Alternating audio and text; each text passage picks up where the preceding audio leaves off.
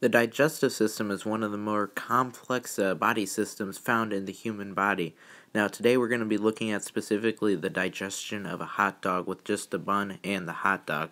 Now, at first, the hot dog enters the mouth and is chewed up using the teeth, and then the saliva is excreted from the salivary glands. Now, this contains amylase. Amylase starts to break down the starches that are found, and the starches are a polysaccharide, and it starts to turn it into a monosaccharide, which is a simpler sugar, also known as glucose.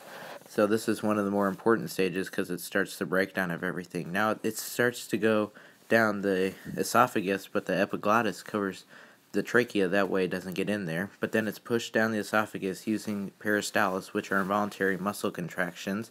It then reaches the lower esophagus sphincter, which is a muscle that contracts and relaxes to open and close the entrance to the stomach. This makes sure that the acid from the stomach does not get into the esophagus, and then that would end up damaging the esophagus and causing heartburns and other problems. Now, inside of the stomach, there's a lot of pepsin, gastric acids, and other chemicals start to break down the rest of the food. Pepsin breaks down the proteins inside of the stomach into smaller amino acid chains. That way it can be used. However, amylase stops working because it cannot work well in the pH level of the stomach, and it denaturizes. So then all of that is breaking down whatever's in there, and so it keeps mixing it up, and it eventually turns into chyme, which is a liquefied form of all of the food and all the nutrients that are found inside of this food, and this basically is what it becomes.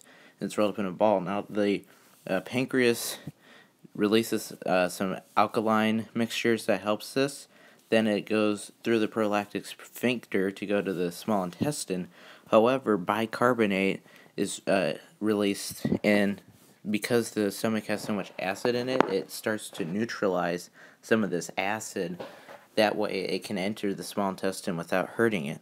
Now, inside the small intestine, you kind of see the final digestion take place for the proteins, namely trypsin starts digesting those, the lipids and the starches. Now, bile from the gallbladder is excreted.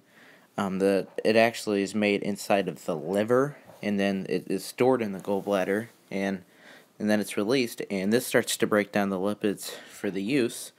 Now, many of these nutrients then are absorbed through the stomach, or through the small intestine and the microvilli, and all of those have been absorbed, and then it's eventually sent to the large intestine. Now, the liquid parts of the chyme are starting to be absorbed into the rest of the body. This is actually the effort of the body to kind of conserve any water that would be found in there. That way you're not wasting any water, but instead you're having as much as you can and using everything in your body as efficiently as you possibly can. So then after this, the chyme turns into fecal matter.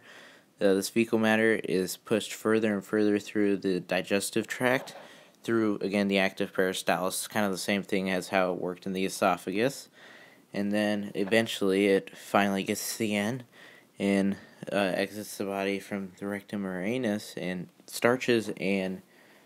both the starches and the lipids and the proteins are all a very big deal within this digestion, because the hot dog bread contains a lot of starches, and the hot dog itself contains a lot of proteins and lipids.